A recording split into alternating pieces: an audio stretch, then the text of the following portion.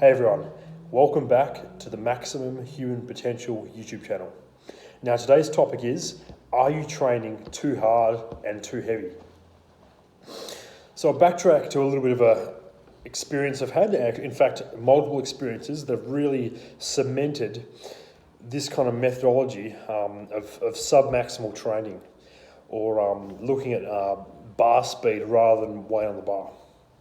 So there's been many instances where this has really been brought to light, but I'll give you a couple of examples. So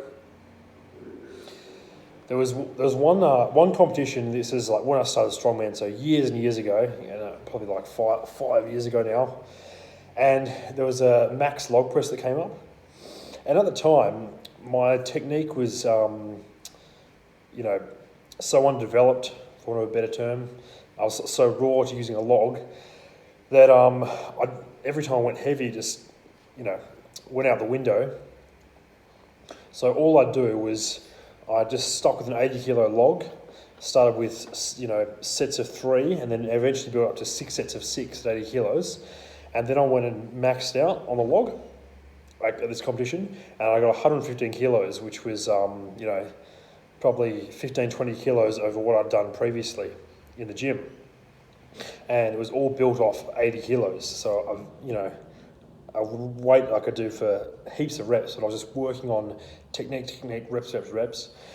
And I got this 115 up. Now, it was a bit of a lucky rep, but the thing was, I hit that lift, and then I assumed that it'd be a linear progression from there. But in fact, it wasn't. I didn't beat that for years, okay? And the main reason is because now that I'd hit that number, I now thought that I needed to massively increase my training weights, and I kept on pushing, just slamming my head into the wall, trying to hit these high percentages of my max, and I'd actually go backwards. And it was only really when I dialed back the weights, worked on some volume, built a base, that then I started to progress, and now I feel like it's only a matter of time to reach any goal on the overhead press.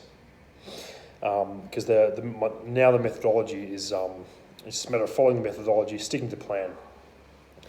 So that was one example. So just from going a little bit too heavy, and the one time I didn't even train it hard, I had that massive PB, and then I didn't actually reach that number, and it probably took me like another year to even equal that, because I was just pushing too hard, trying to hit those high percentages. That's one example. So there was another. There's other times I was doing a deadlift specialization program. So I was training my deadlift extremely hard, up to 3-4 days a week, and I'd do that for a week, and then I'd do some light squats the week after, and just working on sets of 3, starting at 100 kilos, and I didn't allow myself to increase the weight until it was literally so light that I was kind of jarring all my joints at the top. It was like, because of the force, I was almost coming off the ground, and then I'd be like, okay, this is getting ridiculous, let's add a little bit of weight. So I continued this daily specialization program. Squats were kept as light as possible, just with that kind of methodology. Just working on bang, every rep, just playing with my stance, playing with my back tightness, my core tightness, my locking my lats. How can I transfer the force from my legs to the bar as efficiently as possible and make this bar almost fly off my back, or sometimes fly off my back, and if it did, we'll add a little bit of load. So I continued that for a few, maybe a month or so. Tested my deadlift, hit my goal, and then I tested my squat, and it had gone up 10-15 kilos, I can't remember exactly, and I hadn't even trained it hard. I'd literally just been working on a little bit of technique stuff, and it got awesome results that normally I would bust my ass for. So, it was these kind of things that got me thinking, is there a better way to train? But, this may have been in the back of my mind, but in practice, very hard to implement, because there's that voice in your head saying, you need to go heavier, to be ready for this comp, you need to hit this such and such weight, to be prepared. And it's really not the case. The only reason that you have to hit these weights is because of your own insecurities and lack of faith in your training. So continuing on, I did about a year of training with an excellent coach called Tom Hibbett, who's a under 90 kilo strongman over in the UK. He's now, he broke the under 90 kilo log record. Now he's working on breaking the all-time 105 log record. And with him, he was a big fan of high frequency squatting at quite low percentages of your max. So he'd squat, anywhere from 4 to 6 times a week. But there'd be pauses, there'd be tempo. So just attacking the squat from every angle. There'd be speed work, just every variation, front squat, back squat, chains, bands, just every different angle. So you're not weak at any point of the range. And it's, slowly it decreased the tempo on the pauses across the training cycle. And there was, the first run through the program, I'd send him a set, like, oh, that's too slow, let's drop the weight back. So I'd, drop the weight back. And then, okay, that's a good weight. We'd stick with that weight to maybe increase 5 kilos the next week, but keeping these really, really low percentages. And the whole time I was like, are you sure this is working, Tom? And he was like, yeah, just stick to the plan. And so I just, put in the, just chipped away at these squat sessions. And then when it came time to max, the heaviest I'd gone was, say, it's 160 for 4 reps. And my squat had stalled out quite badly. And then I ended up hitting 200 for 4 reps, which is the most I've done in a very long time. So again, that was a big wake-up call. Literally, you can actually get very, very strong training at these extremely low percentages if the intention and the right programming is there. This is an even more extreme example. A guy like Andy Bolton, who the first guy to deadlift, over 1,000 pounds. Now, Andy, he did 48 deadlifts over 400 kilos in his career, so that's some extraordinary longevity.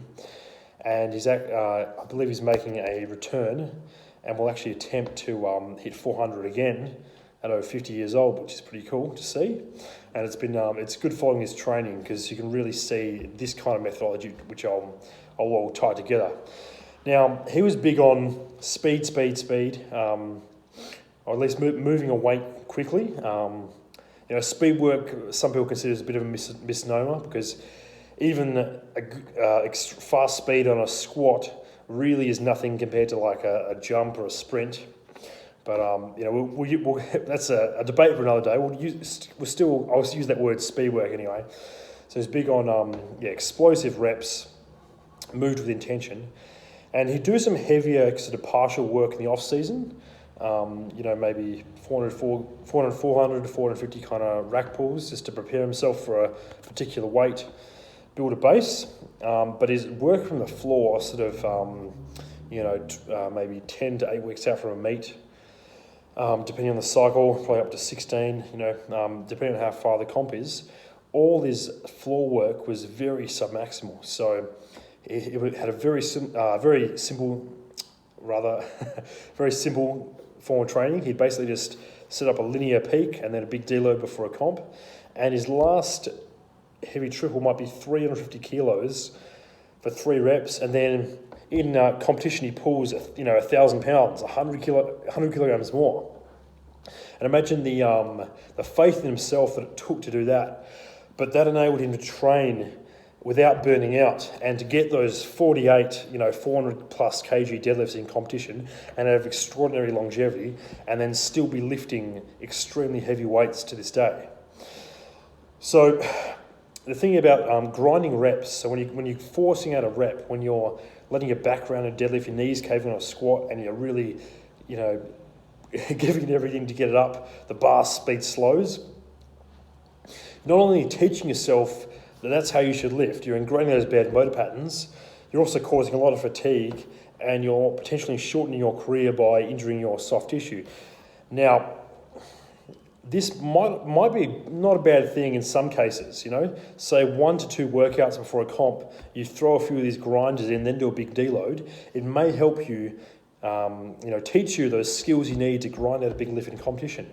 But the majority of you need to be training powerfully, executing reps with precision and speed and intent, and using a weight where you're controlling the weight, not the weight's controlling you.